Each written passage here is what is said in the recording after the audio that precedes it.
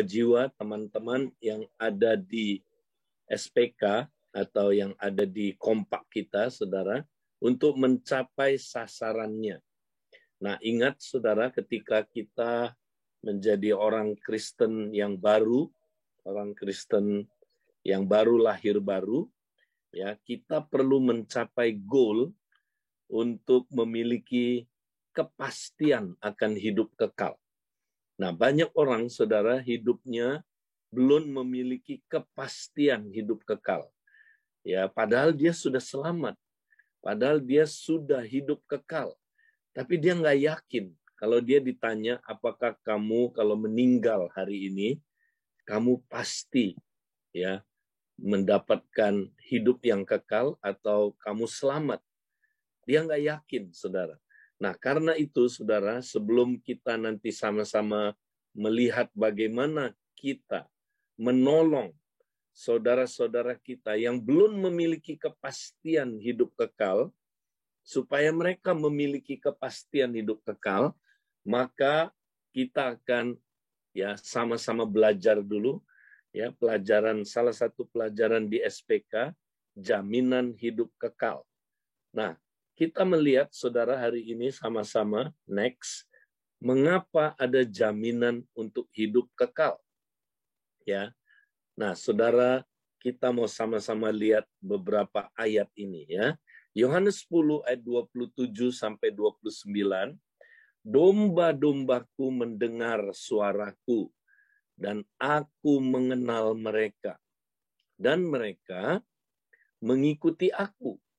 Nah, kalau kita lihat ayat ini, saudara, Alkitab bilang, domba-dombaku mengenal suaraku, dan aku mengenal mereka, dan mereka mengikut aku.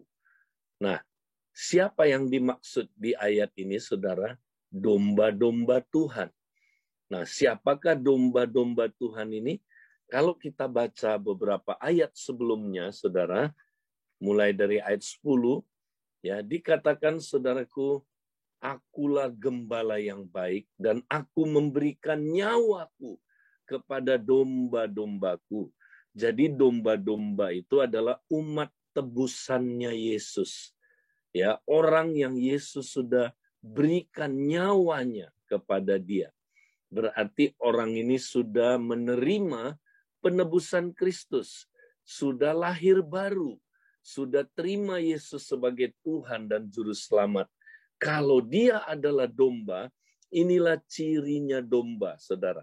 Satu, dia mendengar suaraku. Dia mendengar suaraku, katanya. Ya, jadi kalau saudara nggak bisa dengar suara Tuhan, ada kemungkinan saudara adalah bukan umat tebusannya, bukan domba, tapi mungkin masih kambing, saudara-saudara ya. Nah, ini ilustrasi aja, jangan tersinggung ya. Saudara bukan kambing beneran. Tapi saudara, domba berbicara tentang umat tebusannya. Ya. Dan bukan cuma bisa dengar suara gembalanya, tapi katanya aku gembalanya mengenal mereka. Nah, kata mengenal di sini, saudara, itu adalah kata untuk hidup kekal. Hidup kekal adalah, saudaraku, kita mengenal Allah dan dikenal oleh Allah. Ya, punya hubungan intim. Inilah orang yang hidup kekal, saudaraku. Dan mereka mengikut aku. Mereka ikut aku terus. Ya, sampai selama-lamanya. Mereka tidak akan berhenti mengikut Yesus sampai akhir. Ya. Nah, itu ciri-ciri domba. Dan apa yang Tuhan janjikan untuk domba-dombanya? Ayat 28. Dan aku memberikan apa? Hidup yang kekal. Ya, bukan hidup yang sementara, tapi hidup yang kekal, yang tidak akan pernah berhenti, terus-menerus, hidup yang kekal sampai selama-lamanya. Ya. Apa? Aku akan memberikan hidup yang kekal kepada mereka. Dan mereka apa? Mudah-mudahan tidak akan binasa sampai selama-lamanya. Benar? Enggak.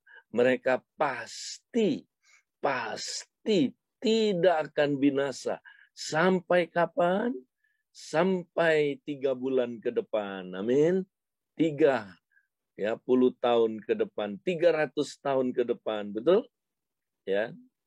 300.000 tahun. Enggak, saudaraku, sampai selama-lamanya. Sampai selama-lamanya.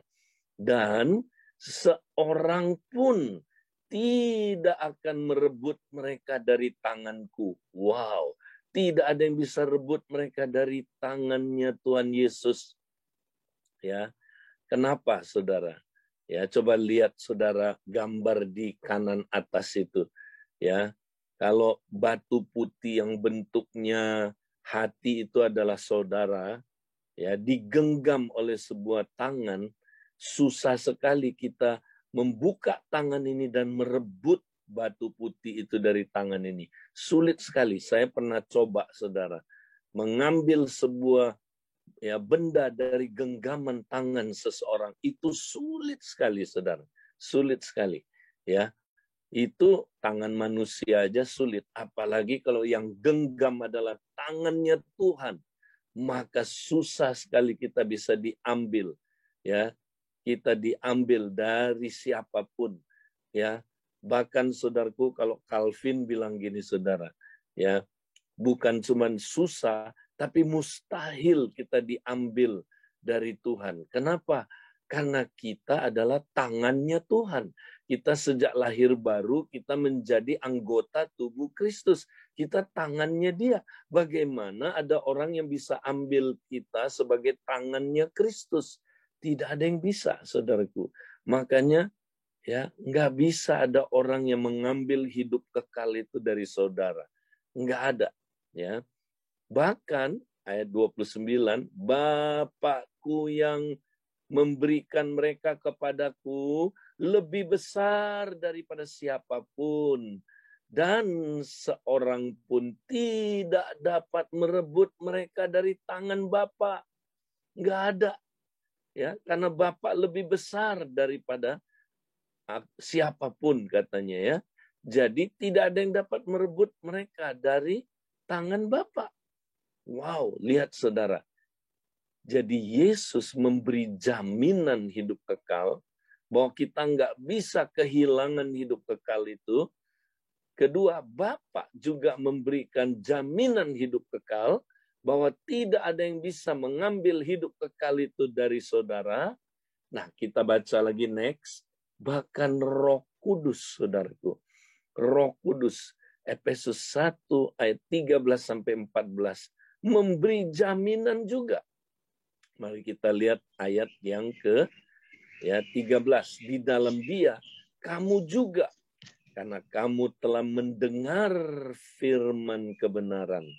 Ya, sejak saudara mendengar firman kebenaran, yaitu Injil keselamatanmu, di dalam Dia juga. Nah, di dalam Dia kamu juga. Ketika kamu apa? Berbuat baik. Enggak. Ketika kamu apa?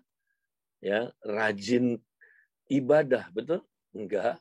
Ya, ketika kamu apa, saudara? Rajin baca Alkitab, enggak? Ketika kamu apa? Percaya.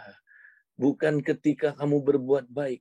Ketika kamu percaya, dimeteraikan dengan Roh Kudus yang dijanjikannya itu, ya, dan Roh Kudus itu adalah jaminan bagi kita sampai kita memperoleh seluruhnya, yaitu penebusan yang menjadikan kita milik Allah untuk memuji kemuliaannya. Wow, ternyata, saudara, ketika kita percaya, Roh Kudus langsung memeteraikan kita. Dan meterai itu adalah jaminan buat kita sampai kita memperoleh seluruhnya. Nah, saudara-saudara, apa sih meterai itu? Nah, zaman dulu, saudara, kalau raja kirim surat, saudara, surat itu mesti digulung, kemudian diikat dan dipasang meterainya raja. Nah, gambar di atas sebelah kiri itu gambar meterai dari salah satu raja Yunani. Ya, jadi dicap, dimeterai. Nah, meterai itu apa, saudara? Tanda kepemilikan. Ya, jadi kalau ada meterai raja atas sebuah surat, saudara, maka surat itu dilindungi, saudara. Nggak boleh dibaca, nggak boleh dibuka. Surat itu dilindungi akan sampai ke alamatnya, ya, karena meterai itu tanda kepemilikan. Ketika sebuah surat dikasih meterai, ya, oleh raja, itu adalah tanda kepemilikan raja. Dan tidak ada yang berani membuka surat itu, saudara. Nggak ada yang berani merampas surat itu. Nggak ada yang berani merusak surat itu. Nggak ada yang berani mengambil surat itu. Karena surat itu sudah ditandai dengan tanda kepemilikan. Demikianlah kita, saudara. Ketika kita percaya, saudara, langsung kita diberi tanda meterai, tanda kepemilikan bahwa kita milik Tuhan dan tidak ada yang dapat mengambil kita karena kita milik Tuhan. Nggak ada yang bisa mengambil kita karena kita sudah diberi tanda kepemilikan, saudara. Ya, kalau itu sebabnya, ya, kalau kita sudah percaya, Roh Kudus memeteraikan kita. Ada cap, ya, saudaraku, di kita punya, ya, hidup ini, saudara. Makanya nanti kita tidak bisa lagi menerima cap yang lain. Cap antikris, ya, tanda antikris tidak bisa, saudaraku, terkena kepada kita. Karena kita sudah punya tanda 777. Kita nggak bisa lagi dicap dengan 666. Nggak bisa, saudara. Itu jaminan. Ya. Nah, saudara, ini luar biasa. Ilustrasinya seperti kalau saudara kita habis nulis di komputer, kita mesti save. Karena kalau kita nggak save, saudaraku, nanti hilang. Apa yang kita kerjakan hilang. Nah, saudaraku, kalau Roh Kudus sudah memberikan kita, ya, cap, ya, memberikan kita meterai, maka kita aman. Seperti file yang di-save tidak bisa hilang. Demikianlah keselamatan kita, saudaraku. Kalau sudah di-save oleh Roh Kudus, tidak bisa hilang, saudara. Karena apa, saudara? Ada jaminan, ya, oleh saudaraku siapa? Bapak. Kita lihat berikutnya, oleh, ya, jaminan dari Yesus dan jaminan dari Roh Kudus. Ya, bayangkan Allah Tritunggal, ya, terlibat dalam, saudaraku, memberikan jaminan hidup kekal kepada kita. Gimana kita nggak aman, saudaraku? Gimana kita nggak pasti selamat, saudaraku? Karena dijamin oleh Bapa, dijamin oleh Yesus, dan dijamin oleh Roh Kudus. Nah, satu ayat lagi yang terakhir kita lihat. Jadi Yesus datang, saudara. Ya, salah satu tujuan dia datang adalah untuk apa, saudara? Ayat 38. Sebab aku telah turun dari sorga, ya, Yohanes 6:38, aku telah turun dari sorga bukan untuk melakukan kehendakku, ya, tetapi untuk melakukan kehendak Dia yang telah mengutus aku. Ya, nah, apakah kehendak Dia yang telah mengutus Yesus? Nah, salah satunya ayat 39, dan inilah kehendak Dia yang telah mengutus aku, yaitu supaya dari semua, dari berapa? Semua yang telah diberikannya kepadaku, jangan ada yang hilang. Jangan ada yang hilang. Tetapi supaya ku bangkitkan pada akhir zaman. Wow, saudara, Yesus datang memastikan supaya semua yang diberikan Bapa kepadanya, inilah orang-orang pilihannya, orang-orang yang, saudaraku, ya, Bapa serahkan nama Yesus, jangan ada yang hilang, tetapi supaya ku bangkitkan pada akhir zaman. Saudara, karena itulah, ya, saudara, kita punya jaminan hidup kekal. Nah, kalau saudara pelajari jaminan hidup kekal ini, nanti saudara dapat pencerahan. Ya, saudara mengetahui kebenaran, dan kebenaran itu akan memerdekakan saudara. Nah, karena itu saudara, hari ini ya, kita mau setelah dengar firman ini saudara, coba kita mau merenungkan dulu secara pribadi next ya, dengan menggunakan skor. Ya, nah nanti kemudian kita akan sharing di kompak supaya saudara kita mendapat pencerahan tentang kepastian keselamatan kita, saudara. Ya, nah jadi pertama coba saudara catat tadi itu, saudara dapat kebenaran apa dari yang saya sharingkan? Ya, kebenaran apa yang saudara dapat dari beberapa ayat tadi ya? Yaitu jaminan dari Bapa, nah jaminan dari Yesus dulu, kemudian jaminan dari Bapa, dan jaminan dari Roh Kudus. Ya, dan yang tadi itu ya, ayat yang Yesus datang untuk apa? Memastikan semua yang diberikan kepada Yesus ya dari Bapa jangan ada yang hilang, tapi supaya dibangkitkan semuanya. Jadi saudara tulis kebenaran apa yang saudara pelajari, kebenaran apa yang saudara dapat. Nah, kemudian saudara setelah itu, saudara juga catat ada teguran apa buat saudara. Nah, teguran ini biasanya adalah ya sejauh mana saudara sudah ya mencapai apa kebenaran tadi itu saudara.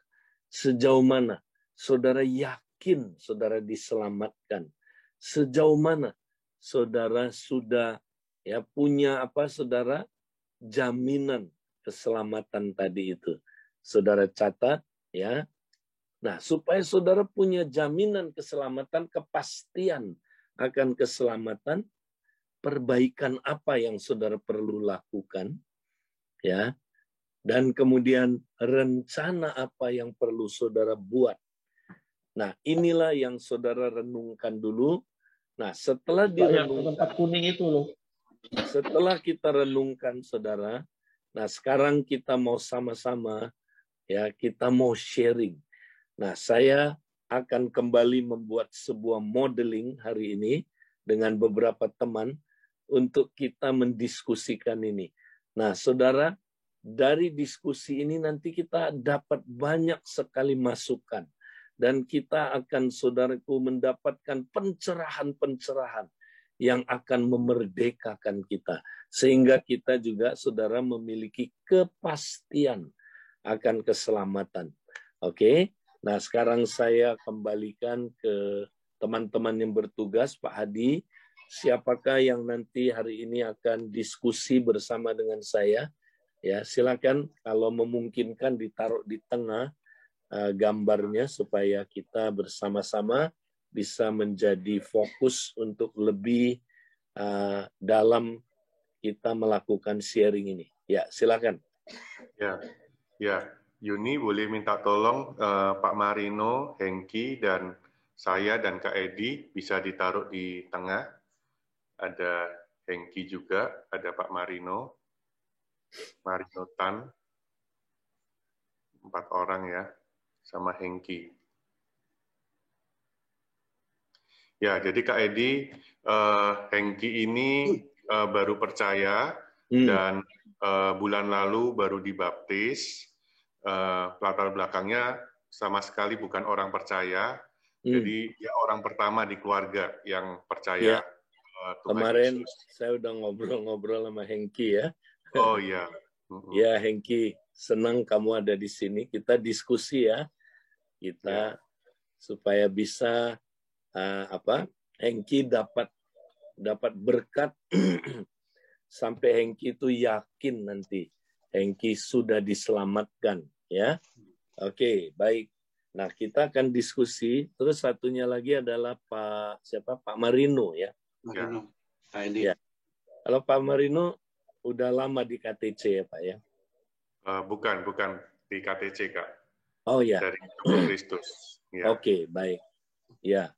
Nah, saudara, kita udah baca tadi beberapa ayat ya.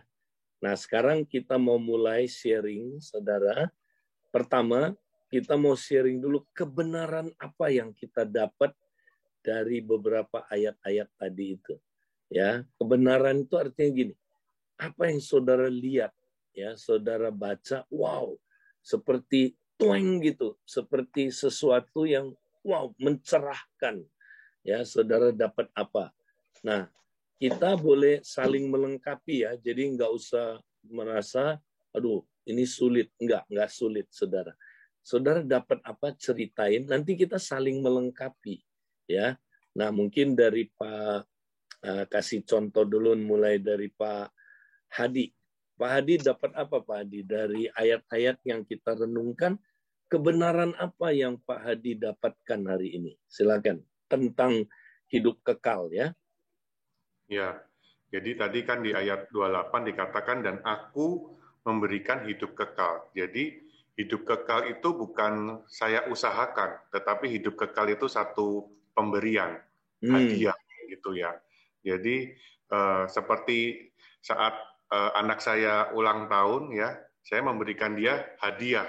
Nah, jadi hidup kekal itu satu pemberian, satu hadiah dari Tuhan, bukan karena saya melakukan perbuatan baik, bukan karena saya berusaha, tetapi itu adalah pemberian dari Tuhan kepada saya. Dan pemberian yang dari Tuhan itu, Tuhan kasih satu jaminan bahwa pasti tidak akan binasa sampai selama-lamanya. Jadi bukan hanya sementara ya, terus Tuhan beri, terus Tuhan ambil lagi gitu. Tuhan bilang Tuhan tuh memberikan untuk selama-lamanya. Jadi bukan sementara pemberian yang dari Tuhan, hidup yang kekal itu. Itu Kak Edi yang saya dapat pagi ini. Iya, oke. Ada lagi nggak kalau mau sharing lagi? Oke, udah ya. Mungkin itu dulu ya. Ya. Oke, Pak Marino dapat apa, Pak Marino? Kebenaran apa tentang hidup kekal yang Pak Marino dapat hari ini? Yang saya dapat, Kak Edi, itu adalah tentang jaminan. Dan bukan hanya dari satu, tapi tiga menjadi satu. Yaitu dari Bapa, dari Yesus, dan Roh Kudus. Yang dimana ini sangat komplit istilahnya. Yang membuat kita, kalau ada jaminan itu artinya apa? Ada ketenangan. Ada kelepasan, ada kelegaan, semua sudah ada terjamin gitu loh. Jadi sebenarnya ya apalagi yang harus dikhawatirkan gitu loh, kalau istilah sekilas ya Kak Edi ya. Ya. Itu sih. Jadi komplit ya, dari Bapa, dari Yesus, dan dari Roh Kudus ya. Ya. Bayangkan 3 pribadi Allah itu memberi jaminan. Wow, ini keren sekali ya. Nah, kemudian dari siapa, Pak Engki? Pak Engki, ya, Pak Engki dapat kebenaran apa, Pak Engki, dari ayat-ayat yang kita baca tentang hidup kekal ya? Kalau yang Engki dapat, baik dulu ya, itu yang Engki dapat tuh hidup kekal ya. Contoh seperti di Yohanes 10 ayat 28, dan aku memberikan hidup yang kekal kepada mereka, dan mereka pasti tidak akan pernah binasa sampai selamanya, dan tidak ada seorang pun yang dapat merebut mereka dari tanganku. Yang kita dapat itu, kalau kita hidup kekal, intinya kita percaya dulu sama Tuhan Yesus, Allah Bapa dan Roh Kudus. Kalau kita percaya, hidup kita akan diberikan hidup yang kekal, dan kita berikan hidup yang kekal sampai selama-lamanya, tidak akan pernah binasa, dan tidak akan ada seorang pun termasuk roh-roh jahat, iblis yang bisa merebut kita dari Tuhan. Itu yang dapat sih. Yang penting kita percaya sama Tuhan, kita akan diberikan hidup kekal sampai selama-lamanya. Iya. Jadi mau setan kayak mau roh-roh jahat, manusia ya, tidak ada yang bisa merebut kita dari tangan Tuhan ya. Puji Tuhan. Wow, ini luar biasa. Nah, saudara, coba teliti lebih dalam lagi siapa domba-domba yang dimaksud itu. Ya. Nah, coba mungkin ada yang melihat nggak siapa domba di sini? Mungkin Pak Hadi. Misalnya. Umatnya Yesus. Ya, siapa? Nah, kalau kita baca di ayat yang saya kira ayat 11 sampai ayat 15 ya. Apa dikatakan? Domba-dombaku, ya, aku gembala yang baik dan aku memberikan nyawaku kepada domba-dombaku. Jadi siapa domba-domba di sini? Mungkin 99 100 dua kali kan. Ya, Hadi bisa. Kalau Hadi dapat apa tentang domba itu?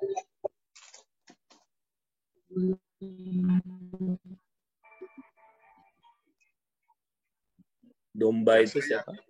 Saya, Kak Edi. Ya, kita keliling aja sharingnya ya. Kita dapat ya. Domba itu saya, Kak. Oke. Hadi adalah domba, ya. Oke. Ya, domba itu adalah gambaran dari orang yang bagaimana? Orang yang Yesus sudah tebus. Ya, tebus itu artinya apa sih?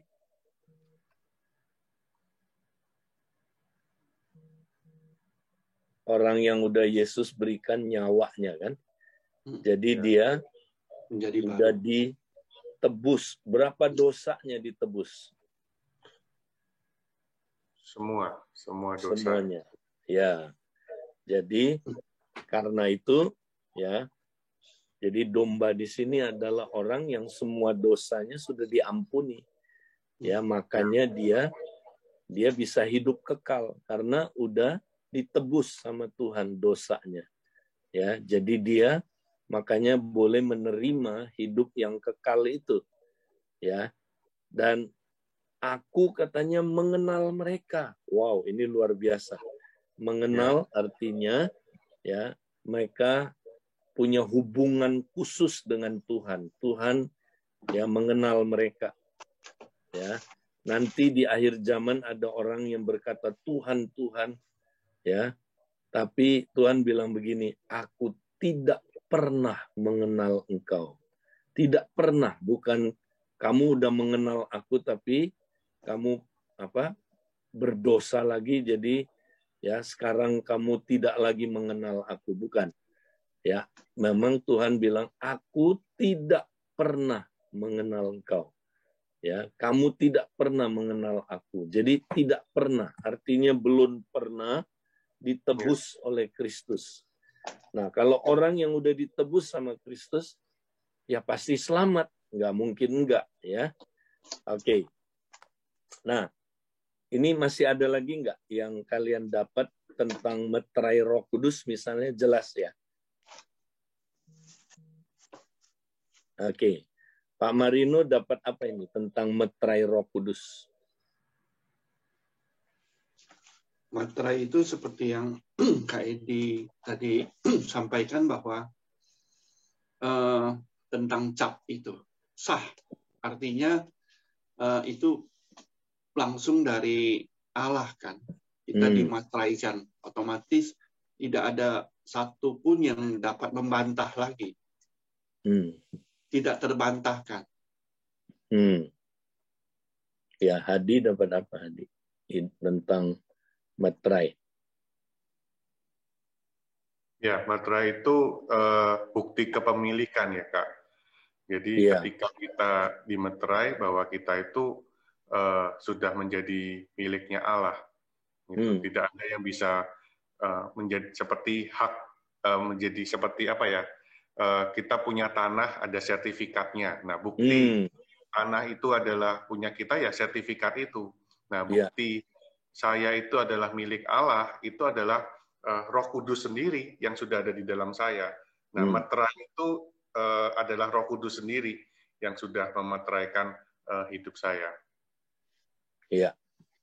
Kalau tadi siapa si teman kita, ya yang lain ada yang mau sharing lagi tentang dapat apa tentang meterai?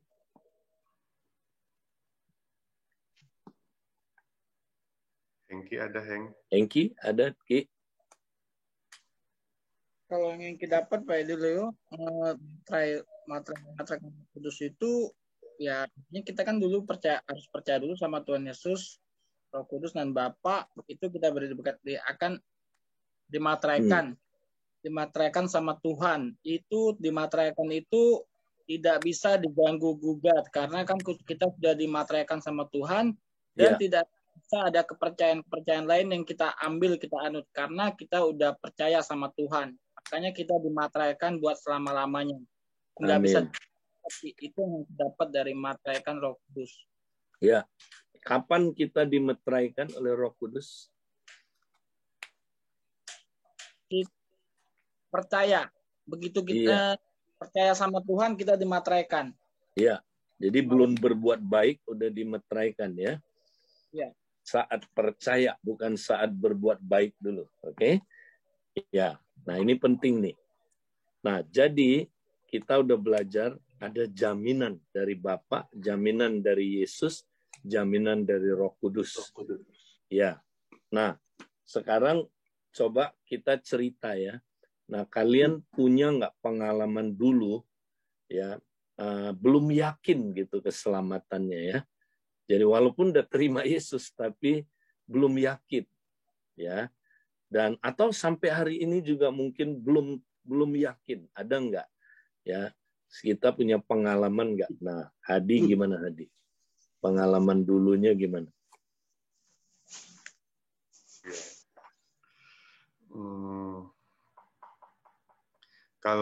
Kalau saya dapat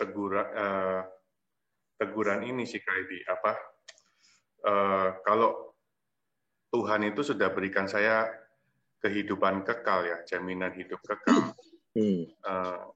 Kenapa kok saya masih khawatir dengan kehidupan yang jasmani ini ya, dengan kehidupan yang sementara ini gitu ya. Kalau dari ya saya bersyukur ya dari awal bertobat ikut SPK langsung dapat pelajaran ini ya, jaminan hidup kekal. Saya masih ingat waktu itu ada seorang kakak rohani yang diskusi ya, tanya sama saya, kalau kamu habis melakukan dosa, terus kamu keluar pergi ke jalan, kamu belum beresin dosa itu, terus kamu mati kena ketabrak mobil, bagaimana? Kamu kemana? Gitu ya. Nah, pada waktu itu kan saya masih bingung ya, tapi dia meyakinkan saya bahwa ya saya sudah punya Tuhan, milik Tuhan gitu ya. Jadi saya pasti bersama dengan Tuhan di dalam kerajaan surga gitu ya. Nah, waktu mulai hari itu ya Kak, saya itu dapat satu keyakinan ketika kakak rohani itu cerita tentang itu ya, yang tadi dia tanyakan sama saya. Sejak hari itu saya mendapatkan satu keyakinan bahwa hidup saya itu sudah punya Tuhan, hidup saya sudah milik Tuhan, sudah ada jaminan hidup kekal di dalam kehidupan saya. Ya saya bersyukur sih Kak, mulai hari itu kepastian keselamatan itu ada di dalam hidup saya. Gitu. Jadi kamu dapat pencerahannya waktu itu ya, waktu ditanya ya. itu ya. Iya ya. Kak. Nah Pak Marino punya nggak pengalaman dulu nggak terlalu yakin keselamatannya, tapi apa yang membuat Pak Marino yakin akhirnya keselamatan? Atau sampai hari ini juga masih belum terlalu yakin? Nggak apa-apa, cerita aja ya. Benar, Kak Edi, saya pernah mengalami tentang kekhawatiran.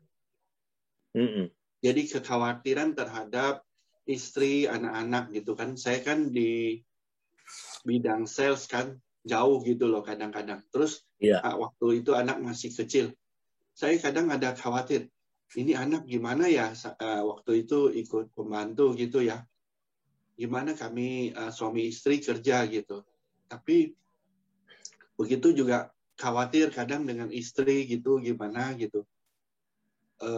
Maunya saya sebenarnya istri nggak usah bekerja waktu itu.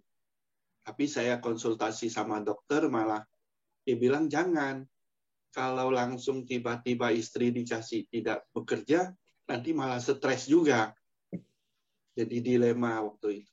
Tapi setelah saya dapat, oh ya, saya pribadi nggak mungkin bisa menjaga anak saya 24 jam. Saya nggak mungkin jaga istri saya 24 jam. Bahkan saya pun tidak sanggup menjaga diri saya 24 jam. Tapi saya ada Tuhan Allah Bapa yang Maha Sempurna, yang melintasi waktu, batas apapun itu. Bahkan dia hanya sejauh doa. Nah, waktu itu ya, saya untuk kekhawatiran itu saya serahkan sama Tuhan, dan ada ketenangan. Nah, sampai sekarang, kayak kemarin saya mengantar anak saya berangkat ke Bandung ya, karena dia harus ada offline. Semuanya kita rangkul, kita doa gitu. Itu tenang gitu loh. Walaupun dia sudah ke Bandung, saya antar dia ke Gambir gitu. Sebelum kita bisa fellowship bersama ya. Karena Kak Adi juga ingatin terus tentang kebersamaan bersama keluarga ya, kompak kita. Jadi ada sukacita itu. Ya, intinya tapi kadang ada juga yang nggak bagus juga mengenai misalnya di marketplace ya, di pekerjaan. Kadang target-target yang belum tercapai ya, secara korporasi itu belum tercapai, itu bisa terlintas kekhawatiran gitu loh. Antara kalau kita orang percaya kan harusnya jadi terang dan garam misalnya. Tapi harusnya kalau misalnya di sales kan KPI-nya kan tentang target kan yang dicapai. Ini belum capai gimana? Tapi terus saya berserah ya kayak dia. Karena Tuhan tempatkan dimanapun, tetap bersyukur aja, dan pasti Tuhan akan menyempurnakan karena ketidaksempurnaan itu. Tapi kadang ada intimidasi yang harus tetap dipatahkan sih. Ya, Pak Marino. Jadi intinya Pak Marino kan tadi bahwa kalau kita percaya sama Tuhan, ada rasa aman ya. Ada rasa aman itu kan. Nah, karena Bapak nggak mungkin nggak melindungi anaknya, ya kan? Nah, Pak Marino dalam keselamatan, Pak Marino yakin nggak Pak Marino itu sudah selamat? Kalau hari ini dipanggil Tuhan, meninggal gitu sudah. Ya, pasti nggak? Pasti. Pasti ya, yakin ya. Nah, kalau Pak Marino jatuh lagi dalam dosa misalnya, ya, Pak Marino tetap selamat nggak? Selamat. Pasti. Tapi jangan berbuat dosa lagi, kan ada tertulis. Nah, kalau nanti bikin dosa lagi gimana? Tuhan ampuni. Ya, selamat nggak? Selamat. Ya, bagus. Ya, jadi itu kita mesti nanya ya, supaya kita tahu kita pasti nggak memiliki kepastian keselamatan nggak, gitu ya. Nah, kalau Hengki gimana Hengki? Kamu yakin nggak kamu pasti selamat? Kalau kamu dipanggil Tuhan hari ini, pasti nggak kamu selamat? Yakin Pak dulu. Yakin. Kalau kamu jatuh lagi dalam dosa gimana? Kalau Hengki jatuh lagi dalam dosa, ya Hengki langsung mencari Tuhan. Hengki mohon ampun sama Tuhan. Ya, oke. Jadi yakin ya Hengki ya? Yakin. Oke, bagus. Nah, sekarang kita mau diskusi, kenapa sih ada orang yang nggak yakin dia itu pasti selamat, gitu ya? Terutama nanti kalau dia bikin dosa, jatuh ya, kemudian dia, aduh, saya selamat nggak ya? Saya selamat nggak ya? Iya kan? Nah, kenapa ada orang yang nggak yakin bahwa dia pasti selamat, saudara? Ya, mungkin siapa dulu mau diskusi? Nah, Pak Hengki dulu nih. Hadi dulu, Hadi. Ya, karena rasa tertuduh ya, Kak Edi. Pertama tuduhan iblis ya. Ya, kalau kita sudah lahir baru, ketika kita berbuat dosa, pasti ada rasa tertuduh. Kalau nggak ada rasa tertuduh, tambah tanda tanya, apakah kita itu sudah lahir baru atau enggak, gitu ya. Nah, rasa tertuduh itu yang sebenarnya bagus untuk kita bertobat ya. Tetapi kalau rasa tertuduh itu dari iblis membuat kita semakin menjauh dari Tuhan, nah itu yang nggak baik ya, gitu. Sehingga ya tuduhan dari iblis itu ya membuat kita merasa bahwa kita kehilangan keselamatan. Padahal sebenarnya rasa tertuduh itu seharusnya membuat kita itu untuk cepat bertobat, cepat minta ampun kepada Tuhan, gitu ya. Iya. Itu Kak. Ya, jadi sebenarnya dia nggak kehilangan keselamatan, hanya dia merasa seperti kehilangan keselamatan ya. Jadi tuduhan itu bisa membuat kita ragu ya. Aduh, saya selamat nggak gitu ya. Nah, terus apalagi Pak Marino, kira-kira apa yang menyebabkan orang nggak yakin dia udah selamat, Pak Marino? Terintimidasi oleh si jahat. Ya, jadi mirip ya, sama tadi itu. Ya. Jadi ada lagi nggak? Iblis. Ada lagi nggak penyebab lainnya? Jadi tadi iblis nuduh tuh. Ya, kalau kita jatuh dalam dosa lagi, wah kita jadi ragu. Saya selamat nggak ya? Selamat nggak ya? Oke. Nah, Hengki ada nggak? Dapat sesuatu nggak? Apa yang menyebabkan kita ragu akan keselamatan kita ya? Bahwa kita udah pasti selamat. Kalau yang kita dapat sama sih Pak Leo, kalau kita yang ragu itu, yang contoh kalau kita berbuat dosa itu, kalau setiap kita berbuat dosa, kita pasti berpikir, waduh, ini Tuhan selamatkan nggak ya? Kalau kita berbuat dosa lagi kayak gitu. Itu sih yang kita dapat. Ya, bagus. Nah, ada lagi nggak? Coba saudara perhatikan, saudara ya. Kalau orang ya konsep keselamatannya salah, saudara. Ya, itu bisa menyebabkan dia, walaupun dia udah terima Yesus, tapi dia nggak pernah yakin keselamatannya. Nah, konsep keselamatan apa yang membuat kita ragu ya? Kalau kita udah selamat belum ya? Kira-kira menurut kalian konsep keselamatan apa, Hadi? Ya, keselamatan karena perbuatan, Kak. Bukan karena kasih karunia. Jadi keselamatannya itu, karena saya sudah taat, gitu ya. Karena saya melakukan firman Tuhan, maka saya selamat, gitu. Ya. Padahal kan keselamatan itu bukan karena kita berbuat baik, ya. Berbuat baik, gitu. Tetapi karena percaya kepada karya salib Kristus, bahwa Yesus yang sudah membeli keselamatan itu loh, bukan kita loh yang sudah membeli keselamatan itu, tetapi Yesus yang sudah membelinya dengan tubuh dan darah, dan Yesus sudah beli, terus Yesus kasih sama kita.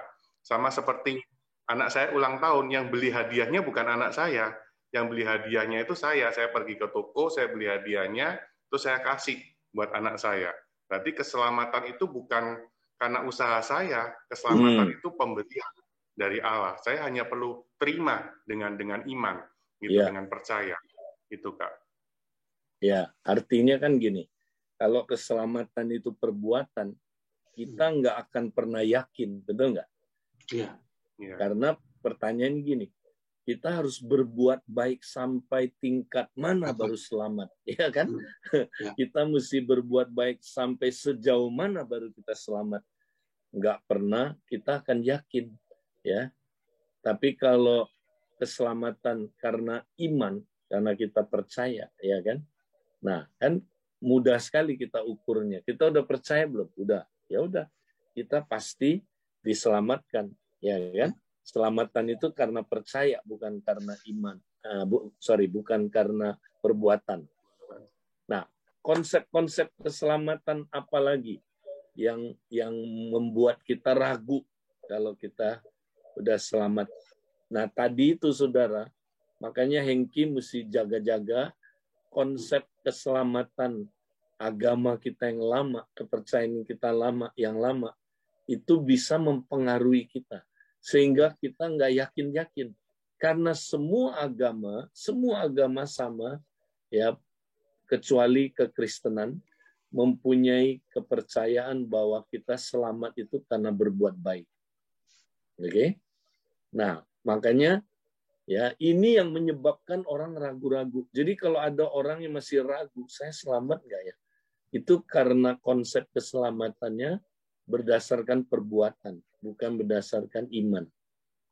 Ya, oke. Ada lagi nggak konsep keselamatan yang keliru? Ya. Menggunakan logika ini. Ya, contohnya Pak. Contohnya gini, lu bilang masuk surga. Logikanya gimana? Lu pernah lihat surga nggak? Ada yang pernah nanya begini. Sedangkan kita percaya dengan Tuhan kan dengan iman. Ya. Dan sehingga kita memiliki pengharapan. Dan pengharapan itu udah ada jaminan sebenarnya. Tapi kalau orang kan ada yang bilang, ngomong mikir dong gitu ya. Iya, betul. Dia bilang, orang hidup emang sudah pernah lihat surga, dia bilang. Iya. Pernah saya digituin waktu di tempat rumah duka gitu. Iya. Jadi pakai logikanya ya. Iya. Ya. Tapi bukan berdasarkan iman ya.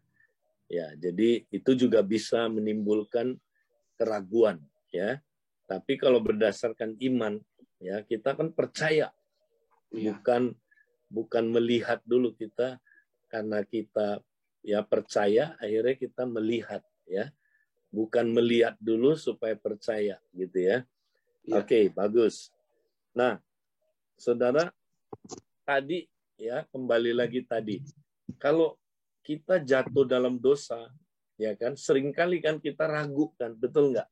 Saya selamat nggak ya? Hilang nggak ya keselamatan saya? Nah, jadi kenapa orang itu, Saudara, kalau jatuh dalam dosa, dia ragu-ragu terus. Ya, keselamatannya dia ragu. Menurut kalian kenapa, tahu nggak? Kalau Hadi? Karena itu tadi, Kak. Dia nggak beresin ya, tertuduh ya. Tertuduh. Iya. Oke. Nah, Saudara, kita mesti tahu, kita punya dua macam, kita punya dua hubungan dengan Tuhan. Ya, pertama, status kita sebagai anak. Ya, jadi kita sebagai anak, itu sekali anak, kita selama-lamanya anak. Ya, begitu lahir baru kita udah anak kan. Jadi hubungan kita dengan Bapa di surga, kita adalah anak. Dan status kita nggak bisa hilang.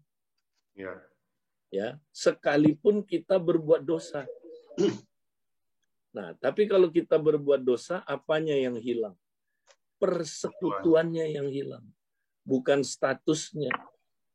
Ngerti ya? Jadi, waktu kita jatuh dalam dosa, keanakan kita nggak hilang. Hidup kekal yang kita miliki nggak hilang. Ya. Tapi yang hilang apa? Persekutuannya. Jadi kita hubungannya sama Tuhan nggak enak. Sama kayak anak saya kalau bikin dosa, Saudara. Ya, melawan saya, berbuat salah gitu, dosa. Ya, dia hilang nggak status keanakannya? Tidak. Enggak lah. Masa saya bilang, kamu bukan anak saya lagi. Sekalipun dimasukin koran, zaman dulu kan sering tuh. Saya putus hubungan, kamu bukan anak saya lagi. Tapi secara biologis dia tetap anak. Betul? Ya. Nggak bisa dihilangin status anaknya. Dia tetap anak. Ya. Nah, tapi kalau anak saya bikin salah, bikin dosa, persekutuannya dia dengan saya yang terganggu. Ya kan? Nggak enak. Tapi dia nggak hilang status anaknya. Nah, apa yang dia mesti lakukan yang tadi hadis sebutkan tadi ya, dia mesti ngaku dosanya, dia mesti bikin beres sama saya. Ya. Nah, jadi ngaku dosa itu, Saudara, bukan untuk ya mendapat kembali status keanakan kita, bukan. Tapi untuk menerima pemulihan persekutuan kita dengan Allah. Ya. Nah, jadi kalau orang nggak mau bikin beres, Saudara, dia selamat, tapi dia hidup di dunia ini, saudara, nggak akan pernah ada saudaraku, persekutuan yang baik dengan Tuhan. Hidupnya babak belur, hancur. Ya, masa kita mau kayak begitu? Kita nggak mau kan? Makanya kita bikin beres. Ya, persekutuan kita beres dengan Tuhan. Nah, saudara, hari ini coba ada lagi nggak konsep-konsep keselamatan yang menyebabkan kita ragu kita selamat nggak ya? Nah, saya kasih contoh ya. Nah, saya punya teman, saudara, aneh. Dia percayanya Yesus itu hanya mengampuni sebagian dosa kita. Ya, jadi dosa yang dulu yang udah diakui diampuni, ya sekarang kalau dia nggak mengaku dosa, ya dosa itu tidak diampuni. Ya, kemudian ya dia masa depan, dosa masa depan, wah itu belum tentu itu. Ya, belum tentu Tuhan ampuni. Nah, sebenarnya yang benar, berapa dosa kita sih yang diampuni? Semua dosa, segala dosa. Segala dosa. Ya. 1 Petrus 3 bilang, dia mati sekali untuk segala dosa kita. Jadi dia matinya sekali untuk segala dosa kita. 1 Petrus 3 ayat 18 saya kira. Ya. Dia mengampuni segala dosa kita. Ya. Jadi semua dosa kita, saudara, besar kecil dosa, apa aja, saudara, dosa dari dulu sampai kita meninggal, termasuk, saudaraku, akarnya dosa sudah diampuni oleh Tuhan. Amin. Semuanya. Nah, makanya kalau semua dosa kita sudah diampuni, makanya ya kita bisa disebut orang kudus. Karena semua dosa kita sudah diampuni. Ya. Nah, tapi kalau kita jatuh lagi dalam dosa, kita mesti mengaku dosa kita untuk apa? Untuk pemulihan fellowship. Ya. Jadi bukan lagi untuk saudaraku, mendapatkan penebusan dosa, bukan. Karena udah ditebus, ya kan? Kita ngaku supaya hubungan persekutuan kita dengan Tuhan baik, ya. Nah, itu dia.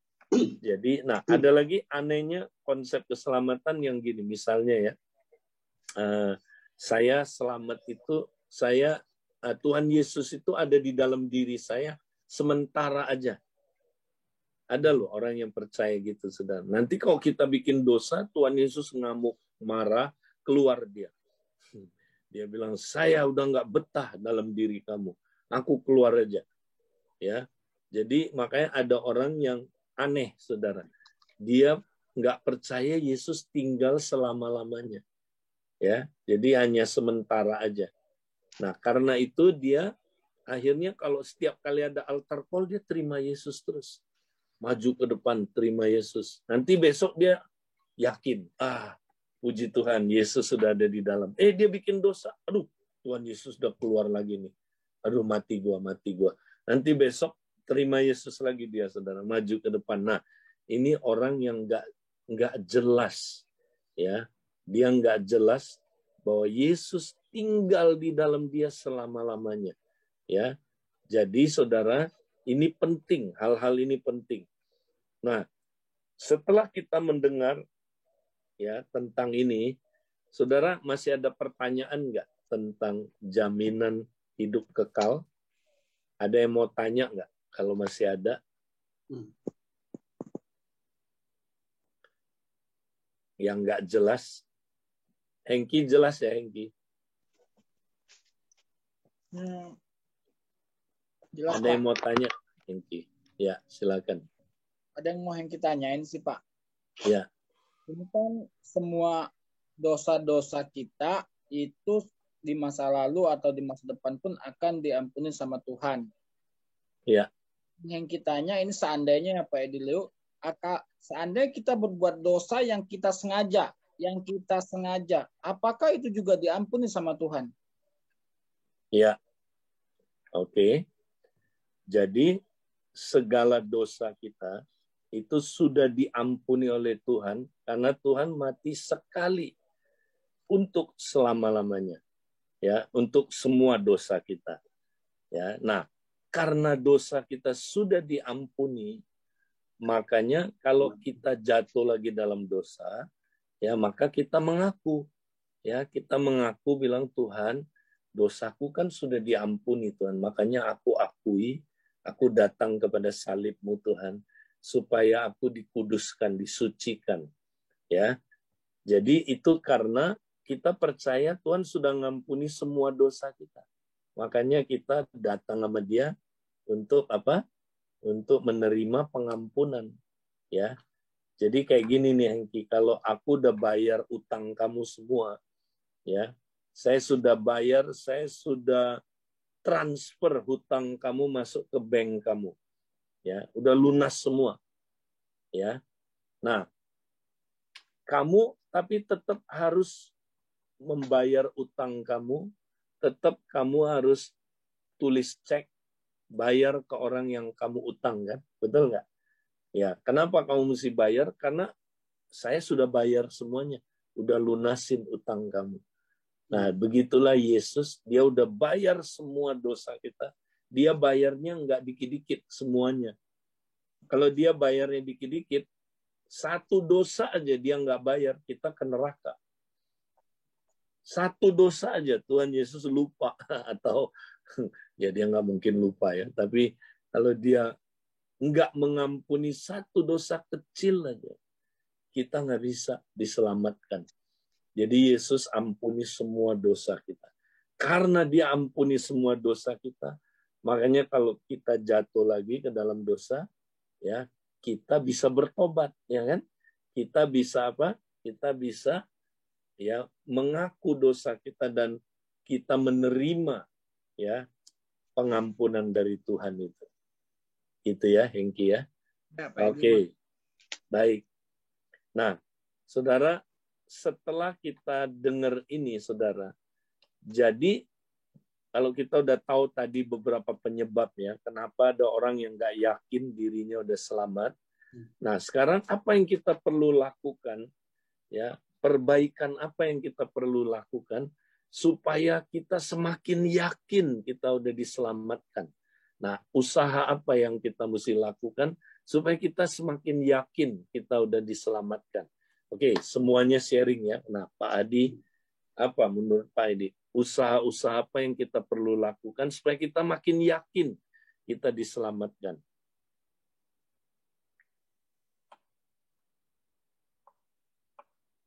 Oke, silakan. Semakin yakin. Confess firman Tuhan, Kak Edi. Ya. Memperkatakan firman Tuhan. Ya. Apakah hanya memperkatakan? Menghafal firman Tuhan yang berhubungan dengan keselamatan. Ya, cukup menghafalkan aja.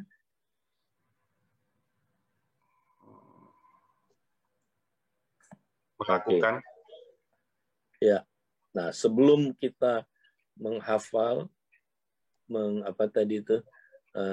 confess, melakukan, perlu apa dulu supaya firman, ya, merenungkan. Betul. Jadi perlu terus kita renungkan firman, khususnya yang berkaitan sama keselamatan ini, ya. Ayat-ayat yang tadi itu jaminan-jaminan itu direnungin terus, ya, direnungin, makin direnungin, ya, kita makin dapat kebenaran dan kebenaran itu memerdekakan kita nanti, ya. Oke, Pak Marino, ada nggak apa yang kita perlu usahakan supaya kita makin yakin kita diselamatkan? Tadi Pak Hadi udah sampein satu langkah, bagus. Ada lagi nggak langkah lain?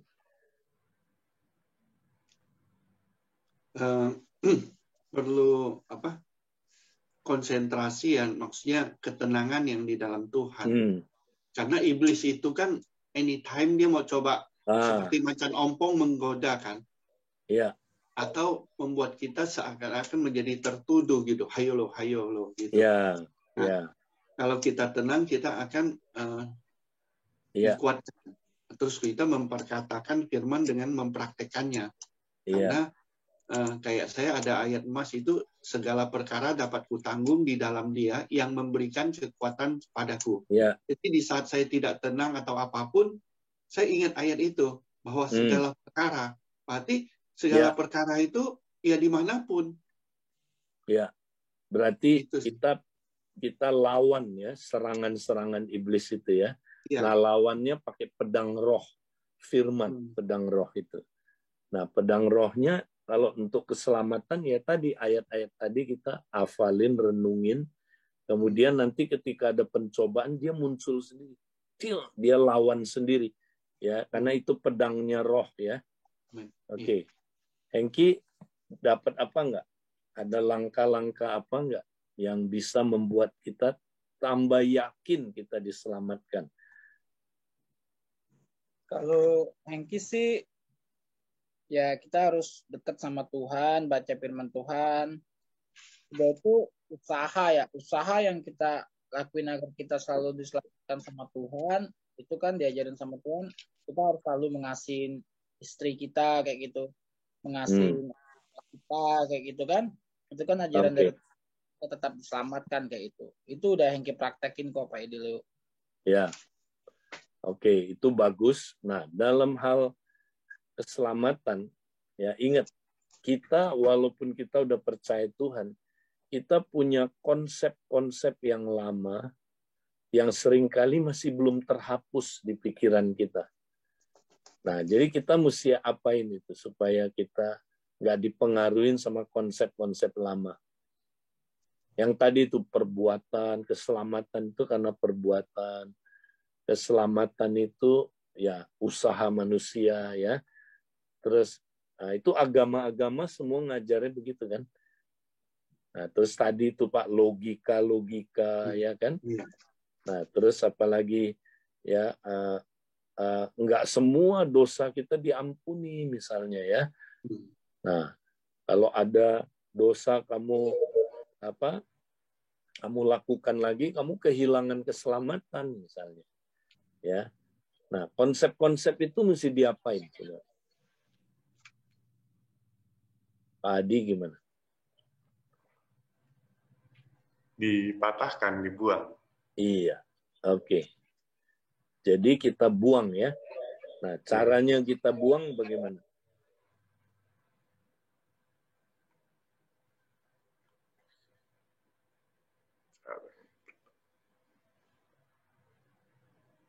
Ya, kita mesti rajin ya, terus ketika muncul lagi, kita deal, langsung tawan dia.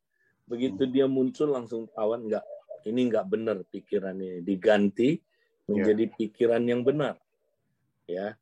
Nah, menurut kalian peranan komunitas penting nggak? Ya, kompak gitu untuk membuat kita makin yakin kita diselamatkan. Ya, saling meneguhkan ya Kak di dalam kompak ya, saling meneguhkan. Yes. Contoh ya, kayak sharing begini aja. Saudara begitu sharing begini, terbuka nggak langsung pikirannya? Iya. Terbuka ya. Nah, daripada baca sendiri ayat-ayat itu, ya. Tapi kalau didiskusin begini, langsung kita dapat, ya.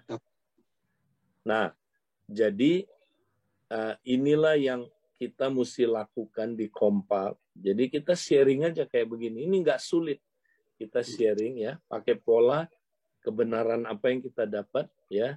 Terus kondisi kita seperti apa, kita sejauh mana yakin kita selamat, apa penyebabnya kita nggak yakin, nah kita diskusikan ya.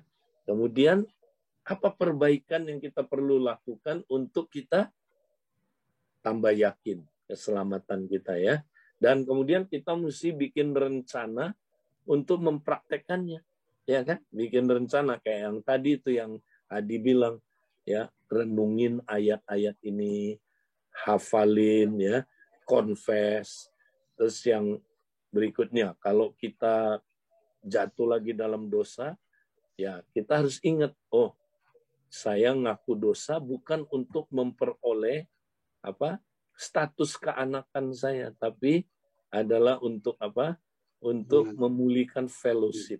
Ya, jadi saya tidak kehilangan keselamatan karena saya jatuh lagi dalam dosa. Ya, karena semua dosa saya sudah ditebus, ya kan? Tapi saya perlu ngaku dosa supaya hubungan saya sama Bapak saya di surga enak, ya kan? Enggak hubungannya terputus, akhirnya hidup saya jadi hancur kalau saya biarkan itu, ya.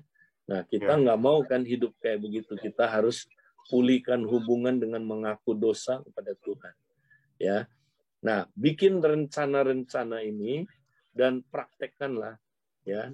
Khususnya tadi itu merenungkan itu, pedang roh itu powerful banget, ya. Nanti kita tiba-tiba ngalamin, saya udah selamat ya.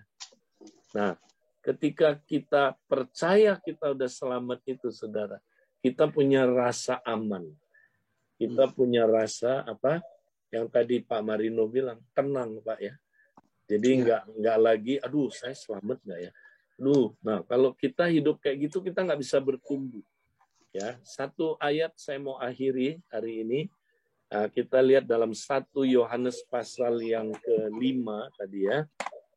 Jadi orang percaya itu bisa tahu dia sudah diselamatkan, saudara. Dia bisa tahu. Ya, kalau kita baca di dalam 1 Yohanes pasal yang ke-5. Ya, kita lihat 1 Yohanes pasal yang ke-5.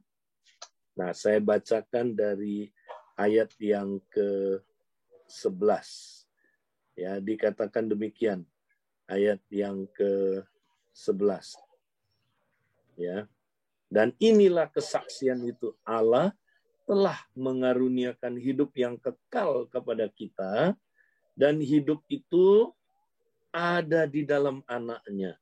Ya, jadi Allah telah mengaruniakan hidup yang kekal kepada kita, telah, ya. Dan di mana hidup itu? Hidup itu ada di dalam Anaknya. Nah, bagaimana kita menerima hidup kekal itu? Barang siapa memiliki anak, ayat 12, ia memiliki hidup. Barang siapa tidak memiliki anak, ia tidak memiliki hidup. Ya. Nah, jadi cara memiliki hidup kekal gimana? Memiliki anak. Ya, siapa anak itu? Yesus. Saudara sudah terima Yesus di hati saudara? Kalau sudah, ya saudara sudah menerima hidup yang kekal. Bagaimana kalau saya berasanya ya belum? Nah, perasaan, jangan pakai perasaan, pakai iman. Ya. Pakai iman, jangan pakai perasaan. Terus, nah ayat yang ke-13. Semuanya ini kutuliskan kepada kamu, supaya kamu yang percaya kepada nama Anak Allah, percaya bukan berbuat baik. Tahu, sekali lagi, tahu bahwa kamu memiliki hidup yang kekal. Amin. Jadi orang yang dapat hidup kekal, dia bisa tahu, saudara. Ya, dia bisa tahu. Nah, pertanyaannya, saudara udah tahu belum? Saudara sudah memiliki hidup kekal. Ya, jadi kita harus tahu. Nah, New King James menambahkan lagi, ayat ini ada tambahannya, saudara. Dia bilang gini, supaya kamu bisa melanjutkan kepercayaan kamu dalam nama Anak Allah. Jadi orang yang nggak tahu dia punya hidup kekal, dia nggak bisa melanjutkan perjalanan dia dalam iman. Kenapa? Karena dia akan jatuh bangun di situ terus, ragu terus. Saya hidup kekal nggak ya? Saya dapat hidup kekal nggak ya? Dia jatuh bangun terus. Jadi memiliki hidup kepastian keselamatan itu sangat penting. Ya. Nah, makanya kita harus kejar ini. Inilah goal yang kita mesti kejar, bahwa kita pasti diselamatkan, ya, kita memiliki jaminan keselamatan. Oke? Amin, ya. Saudara. Ya. Kak Edi, ada beberapa pertanyaan di room chat. Apa Kak Edi ada waktu? Sekalian aja langsung sekarang ya. Silakan. Ya.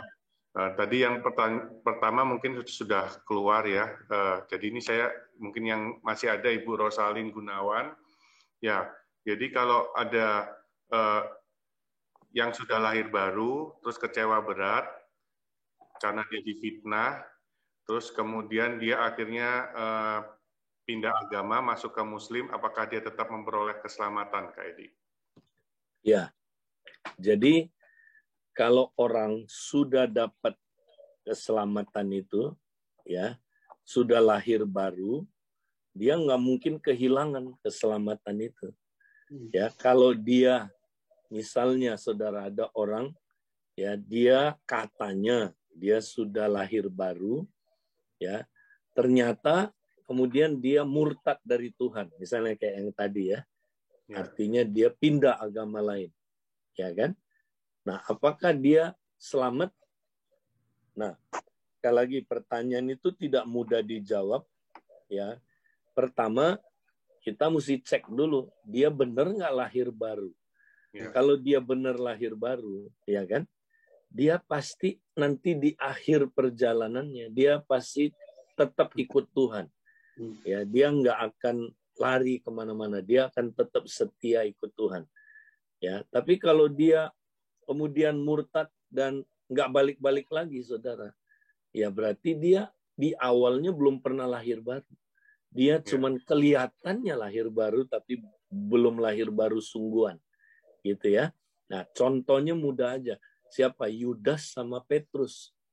Ya, Petrus jatuh nggak, saudara? Jatuhnya ngeri sampai menyangkal Yesus, ya kan?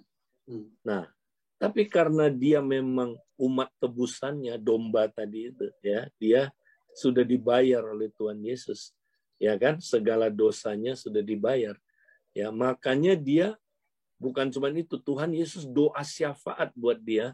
Akhirnya dia balik lagi, betul? Bahkan dia lebih dahsyat di akhir perjalanan hidupnya, ya, berani disalib terbalik, ya kan? Nah, contoh lainnya yang kedua adalah Yudas. Yudas, dia menjual Yesus, kan? Nah, akhirnya balik nggak ke Tuhan? Enggak, malah dia bunuh diri. Ya, kenapa? Karena Yudas, nanti saudara baca di Yohanes 6, dia bukan orang percaya, saudara. Ya, karena Yesus yang ngomong, di antara kamu ada yang tidak percaya. Ya, Tuhan bilang tidak percaya. Yang dia maksud jelas banget, itu Yudas. Ya. Jadi Yudaslah Kristen palsu pertama yang tercatat, ya, saudara, di dalam perjanjian baru. Ya, dialah nanti yang bilang Tuhan, Tuhan, bilangnya Tuhan. Ya, bukankah kami, bukankah saya telah bernubuat, misalnya, ya, demi namamu, melakukan mujizat demi namamu, mengusir setan, ya kan? Nah, dialah, Yudas itulah, ya, orang percaya palsu, saudara. Serigala berbulu domba, ya, yang tidak lahir baru. Jadi Tuhan bilang, nyala kamu, karena aku tidak pernah mengenal engkau. Bukan kamu sudah mengenal, kamu kehilangan keselamatan. Aku tidak pernah mengenal kamu. Berarti belum pernah lahir baru. Oke? Nah, itu supaya kita bisa mengerti kasus-kasus seperti tadi itu, ya. Oke. Jadi kalau lahir barunya benar, percayanya benar, nggak mungkin akan murtad, ya. Ataupun di dalam perjalanannya sempat dia meninggalkan Tuhan, kalau lahir barunya benar, percayanya benar, ya, dia pasti kembali lagi kepada Tuhan, ya. Pasti kembali lagi, ya. Nah, terus ada firman Tuhan, Kak, yang mengatakan, kerjakanlah keselamatanmu dengan takut dan gentar. Nah, boleh tolong jelaskan, Kak, ayat ini, Kak? Oke, ini bagus pertanyaannya. Nah, banyak orang baca itu selalu aneh, itu bisa salah. Ya, saya pernah ditanya, Pak, ini kan ada ayatnya, pertahankanlah keselamatanmu. Baca dulu. Apa? Pertahankan, katanya. Baca dulu. Saya bilang, nah, bukan pertahankan, kerjakanlah keselamatanmu. Ya, keselamatan nggak perlu dipertahankan karena nggak bisa hilang, saudara. Ya, keselamatan itu nggak perlu dipertahankan karena nggak bisa hilang. Keselamatan itu dikerjakan. Nah, dikerjakan itu artinya udah ada tapi belum selesai. Udah ada tapi belum selesai. Karena yang selamat roh kita dulu, kan? Roh kita lahir baru, langsung roh kita selamat. Ya, tapi jiwa kita proses, saudara. jiwa kita kan udah rusak kan, makanya perlu koram deo, pembaruan pikiran terus ya kan. Nah, kita harus lakukan itu bagian kita. Setelah kita diselamatkan, kita kerjakan keselamatan kita sampai nanti tubuh kita akan diselamatkan waktu Tuhan Yesus datang. Ya. Nah, jadi bukan mempertahankan keselamatan, ya, bukan saudara, bukan menjaga keselamatan kita, tapi mengerjakan. Bahasa Inggrisnya bagus. Work out your salvation. Bukan work for your salvation. Ya, kalau work for itu bekerjalah untuk memperoleh keselamatan. Atau bekerjalah untuk mempertahankan keselamatan. Tapi yang benar, ya, untuk menyelesaikan keselamatan. Itu yang lebih tepat. Ya. Jadi nggak ada ayatnya keselamatan mesti dipertahankan, tapi dikerjakan, ya. Oke. Keselamatan yang kita sudah terima itu yang kita kerjakan ya sampai ya. kita memperoleh kebangkitan, keselamatan tubuh kita ya, tubuh kemuliaan. Sampai utuh, ya. Jadi gini, ilustrasi lain adalah keselamatan itu masih bentuk benih kan dalam roh kita. Nah, itu dijadikan buah, maksudnya gitu. Ya, harus kita jadikan buah-buah dalam hidup kita. Itu dia maksudnya. Ya. Nah, terus di dalam Yohanes 6 ayat 39 tentang kebangkitan pada akhir zaman, orang yang sudah meninggal sekarang ini itu dibangkitkan bersama-sama pada akhir zaman, atau orang yang meninggal sekarang ini, Kak Edi, itu sebenarnya sudah langsung dibangkitkan atau dibangkitkannya nanti, Kak Edi? Ya, kalau orang percaya akan dibangkitkannya pada hari kedatangan Tuhan, ya, kita akan dibangkitkan. Nah, menerima tubuh kebangkitan. Yang mati dulu bangkit, terus dapat tubuh kebangkitan. Kita yang masih hidup akan menyusul, diubah dalam sekejap mata pada kedatangan Tuhan. Kita terima kebangkitan tubuh, ya. Tapi itu orang yang percaya. Orang yang tidak percaya bangkitnya setelah 1000 tahun. Ya, mereka juga bangkit, tapi untuk apa? Untuk diadili, untuk dihukum. Ya.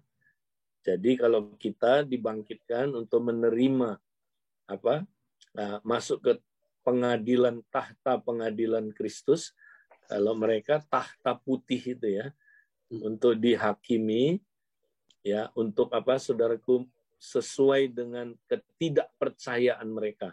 Mereka dihakimi berdasarkan itu.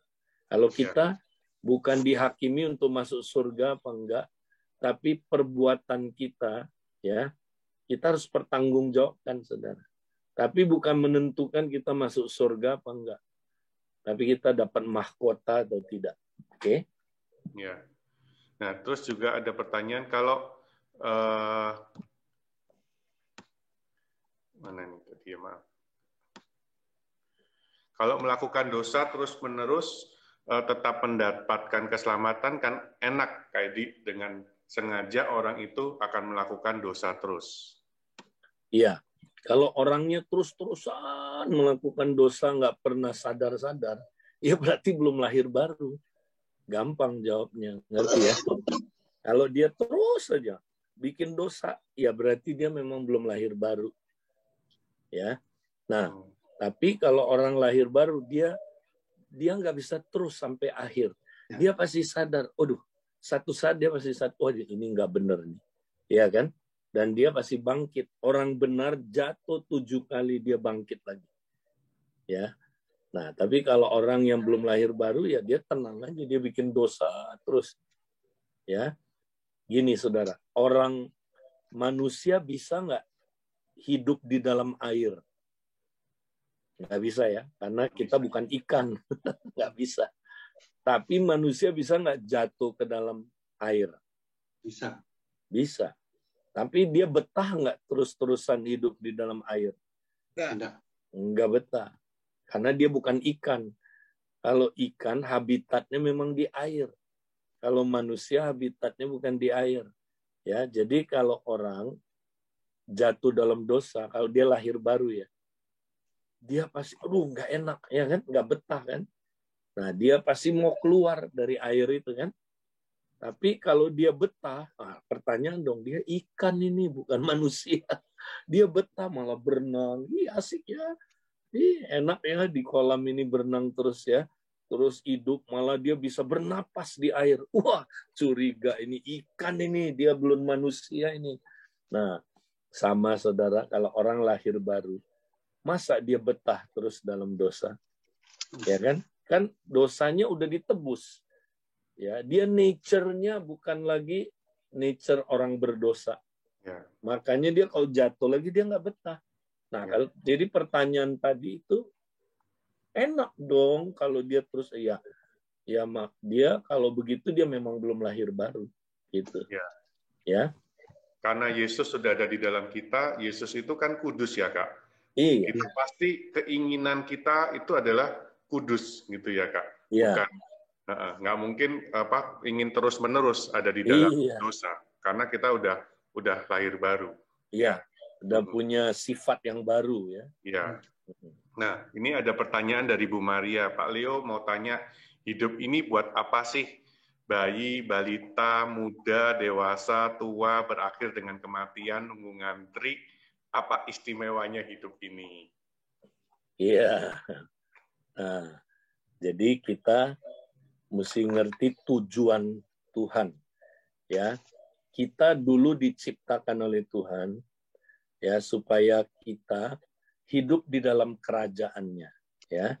Dan kita memerintah ya, kita memerintah dunia ini. Bayangin, hebat sekali ya Tuhan ciptakan kita supaya kita memerintah ya ciptaannya Tuhan. Wow, itu luar biasa. Ya, tapi manusia sudah jatuh dalam dosa ya, sehingga manusia akhirnya kehilangan ya tujuan hidupnya. Dia kehilangan.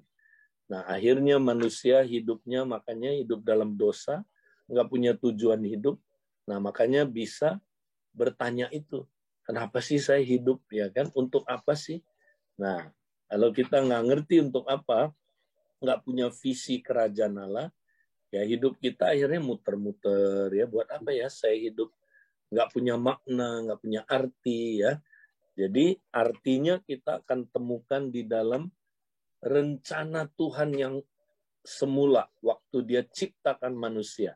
Dia ciptakan manusia serupa dan segambar dengan Allah supaya mereka berkuasa atas ciptaannya. Ya, itulah maksud tujuan Tuhan menciptakan manusia ya. Ada maksud tujuannya, itu dia. Ya, jadi perlu menemukan tujuan hidup kita di dalam Tuhan ya, Kak Edi. Ya, ya, Tuhan, di dalam kerajaannya. Di dalam kerajaan Tuhan ya. Ada blueprint ya yang sudah Tuhan berikan ya buat kita. Ya. Sehingga kita perlu dapetin blueprint-nya ya, apa yang menjadi Tuhan sudah menuliskan ya sebenarnya ketika kita masih ada di dalam kandungan ibu kita.